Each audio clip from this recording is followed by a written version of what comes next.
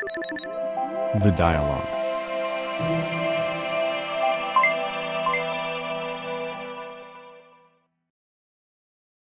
I would like to move to online learning, back to online learning, and I want to understand what's going well and what's not going well. Basically, the good, bad, and the ugly of online learning. If you can sort of take us through that. Sure. Would you say you want to talk about this in the context of COVID right now? Generally, in COVID or even post-COVID, what do you think with respect to online learning, and what are the challenges would you sort of Right. think? Okay. So I'll start with, I guess, with respect to COVID right now. I think the challenges we've covered a lot of the challenges on the teacher front, but there is also, not knowing which tools to use. So suddenly there are teachers who were on 7 different learning apps, and there are too many notifications to manage. There's a need to monitor all tasks on all apps and provide feedback to students on their tasks. Too much screen time, too much, it's almost overwhelming. And specifically in the COVID time, it's all happened so suddenly that teachers are experiencing feeling of being overwhelmed. And that combined with the general uncertainty of, how is this going to affect their salaries? How is this going to affect their ability to work 2 months from now? I think generally there's a sense of anxiety, and now they're also inundated with the responsibility of continuing learning as though nothing happened. So that is definitely one big theme.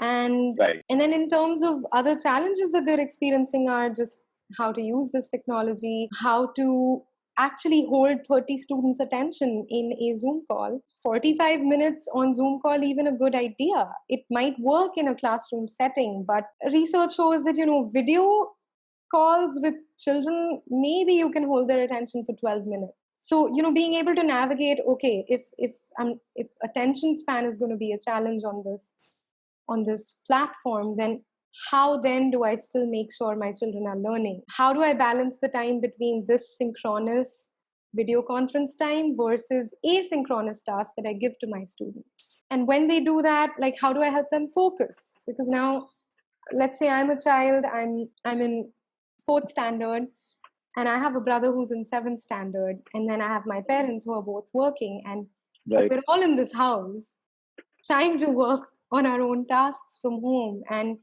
focus can be a challenge. This home environment is not may not be conducive for focus. The digital device may not be conducive. There's so many distractions available to me. I can go on Instagram, I can go on Snapchat. So focus is a challenge for students. The lack of routine is a challenge for students. New norms for behavior. Students know how to be in a classroom, but how are they supposed to be on this video conferencing site? Not being able to see their friends is a huge part of how children just are every day. A lot of their joy comes from being able to meet their friends. So that is a challenge. Personal connection with teachers as well as friends is reduced. If I have a question, let's say I got stuck on that algebra question, the teacher might not be able to answer it immediately because I don't know if I can raise my hand and it'll work like this. So, and then there are parents, of course, who are concerned about too much screen time for their children, about vulnerability of their children on all of these online media. A lot of our platforms, perhaps the educational ones, really do make quite an effort to comply with child privacy and to make sure children are safe on the digital platforms. But the vulnerability increases a lot more when the child is constantly online. And I think parents' time is also being split across managing their own work schedule, managing homework, housework, and then also helping their children. And not every parent feels equipped to be able to do all of that all together for all their children. So I think in terms of COVID, it is a very challenging time, and we should be mindful that it's okay if we're not doing, if we're not working at 100% productivity immediately. Right. It's okay to be at 50%. And hopefully over the months, like you said, if this goes on for many months, hopefully over the months we develop our capacity to deal with it better. And we train ourselves, whether it means, instituting routines for ourselves, or actually getting trained in how do I use these tools that are available to optimally get students to focus, be productive, learn. And that would be nice too. When it comes to when it comes to the effectiveness of the learning, what are the metrics, if any, in terms of identifying and understanding that, okay, we are applying blended learning tools or online learning tools for students, and it turns out that they are more rounded as individuals. I don't know. I mean, are there any ways to calculate this? I'm sure it's not easy to do, very qualitative in nature, but still, I mean, you've been talking about it. You've traveled across, many sort of countries. You've worked with many organizations on this issue. So I think this is being picked up in India, and even after COVID gets over, I think blended learning or online learning tools will be coming out. So of course, one is what are the effectiveness and how do you measure those, and second is what are the need gaps in terms of the challenges, with just general challenges with respect to that, if any, right now. I want to make sure I understood your question correctly. You're asking what constitutes effective blended learning, and is there a way to measure that? Yeah. How do you measure the outcomes here? I think, if you're talking about learning outcomes and how do we measure learning outcomes, I would say the same assessments that we use traditionally can be used to also measure how well students are learning as an outcome of blended learning. So the assessments can very much stay the same. But what constitutes effective blended learning, I think, is it's important to look at the various sub-questions underneath that question. Like, for example, when a child is learning online, does the learning journey take the child from concrete concepts that are familiar to them to abstract concepts? That's one thing that's found to be very, very useful. Does the learning journey sustain the user's engagement, interest, motivation? Does the child feel like watching that next video? Is it engaging enough? Is the learning journey designed in a way that the learning sticks? And by sticking, I mean like that it stays, it's retained. Does the learning trajectory build understanding of a concept, and understanding in a deep way, not just in a rote way that, okay, I've memorized this and now I can reproduce it on a piece of paper, but actually does the learning trajectory build understanding? And one way to test that, right? One way to test if a child is able to do algebra is to get them to do it in one setting first. Maybe they do it on an online worksheet first, but then also get them to apply that same learning in different contexts. And that could look like a word problem, that could look like a carpentry problem. You give them a real world situation where they have to apply the same concept, and is their learning able to transfer to different and new tasks where they're using the same concept? That would be something like what effective learning looks like. How is the product, the online digital product, how is it balancing its design in a way that there are short-term gains in skill along with long-term deep learning? So these are all very pedagogically heavy questions that I'm asking, and I think they're important if we're concerned with the quality of learning that children have. If we're talking about, shallow learning, base, rote learning, बच्चा reproduce कर सकता है क्या?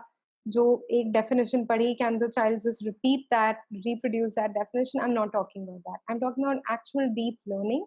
And what would it take for a digital tool to be able to build that level of deep learning, critical thinking about a concept, be able to apply it in various contexts? Right. I think once we start asking these questions, then we'll also be able to monitor and evaluate how well that product is succeeding in each of these questions.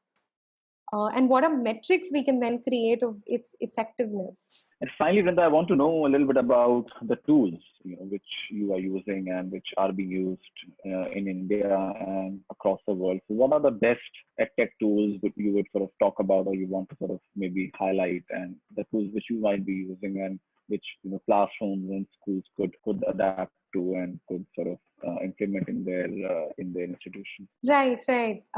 Again, great question, and one that I am not equipped to answer, in that there are so many tools. So the EdTech industry is really booming, with everyone trying to make a difference and grab a piece of the pie.